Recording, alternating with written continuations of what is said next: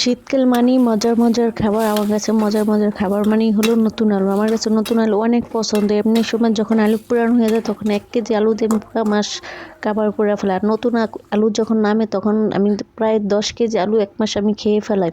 Hello everyone, কি অবস্থা? আশা করি সবাই ভালো আছেন। আমিও ভালো আছি। আজকে আমি নতুন আলু দিয়ে চিকেন দিয়ে পাতলা ঝোল করব।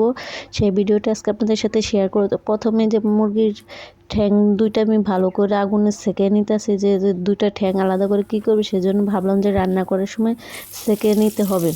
নেই তাহলে যে একটু হবে, কিন্তু কি হলো, ফ্রিজে থুইতে থুইতে ফ্রিজের ঠ্যাংগুলো এরকম হয়ে গেছে যে পোড়া দেওয়া যেত না। পরে কী করলাম, অফ ক্যামেরায় মুরগির ঠ্যাং দুটো গরম পানিতে ভালো করে সিদ্ধ করে নিচ্ছি। তো ফাইনালি এখন আমি পরিমাণ মতো তেল দিয়ে, পরিমাণ মতো পেঁয়াজ কুচি দিয়ে ব্রাউন কালার করে ভেজে নিলাম। নিয়ে একটু পাঁচফোড়ন, হালকা পাঁচফোড়ন দিয়েছে। আর আপনারা যারা আমার ভিডিও দেখেন তারা অবশ্যই জানেন যে আমি সব সময় গরম মশলার বদলে পাঁচফোড়ন, আমি গরম মশলাটা বেশি পছন্দ করি না, স্কিপ করে যাই, সেজন্য আমি পাঁচফোড়ন দিই। পাঁচফোড়ন দিলে আমার যে কোনো মাংস তরকারি আমার কাছে অনেক ভালো লাগে।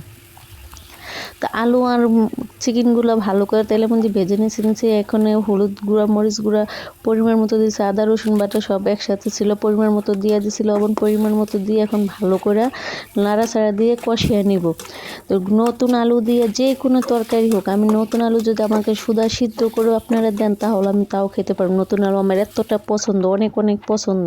তো একটু হালকা পানি দিয়ে দিলাম, দিয়ে এখন ভালো করে কষিয়ে নিব নাড়াচাড়া দিয়ে। যে এখন দেখুন ভালো করে কষানো হয়ে গেছে। এখন ওই যে ঠ্যাং দুটা সিদ্ধ করে নিছি, পোড়া দিয়ে নিছি, সেই ঠ্যাং দুটো এখন পরিষ্কার করে দিয়ে দিলাম। এখন একটু আরেকটু ভালো করে কষিয়ে নিব।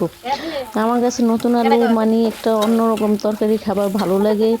পুরান আলু ওরকম একটা ভালো লাগে না, সেজন্য এখন নতুন আলু আমি সব তরকারিতে দেওয়ার চেষ্টা করি। যে কোনো তরকারি হোক সব তরকারিতে আমি নতুন আলু দেওয়ার চেষ্টা করি। আমার নতুন আলু ভর্তা, আলুর দম, মানে সব কিছুতেই ভালো লাগে। কেন যে নতুন আলু আমার এত ভালো লাগে যে আমি নিজেও বলতে পারি না।